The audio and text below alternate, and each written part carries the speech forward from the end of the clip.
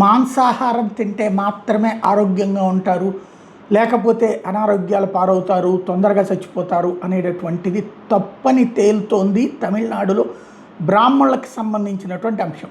Times of India ఆబిట్యుయరీ కాలమ్స్కి సంబంధించిన దాంట్లో project చేసుకొచ్చింది ఏంటంటే, ప్రపంచంలో అయ్యర్లు అయ్యంగార్లు ఎవరైతే ఈ బ్రాహ్మణ సామాజిక వర్గానికి సంబంధించిన దాంట్లో వెజిటేరియన్ కమ్యూనిటీస్ తమిళనాడులో వచ్చినటువంటిది క్లియర్ అయ్యింది.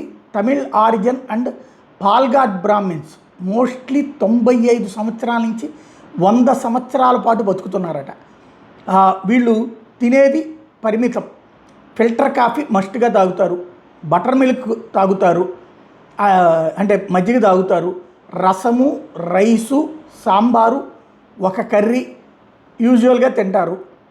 అలాగే 40% మందికి డయాబెటిక్ జనరల్గా ఉన్న షుగర్ ఎలివేషన్స్ ఏమీ హై లేవు, ఇబ్బంది కలిగించినటువంటి పరిస్థితి లేదు. మార్నింగ్ వాళ్ళు 2 దోశలు తింటారట, మధ్యాహ్నం పూట్ల కొద్దిగా భోజనం చేస్తారట, నైటు 8 గంటలకల్లా భోజనం ముగిస్తారట, 4 గంటలకి ఫిల్టర్ కాఫీ తాగుతారట, సాయంత్రం పూట తెల్లవారుజామున 6 గంటలకు ఒకసారి ఫిల్టర్ కాఫీ తాగుతారట. డైలీ వాక్ వచ్చేటికి మినిమం అరగంట సేపు నడుస్తారట.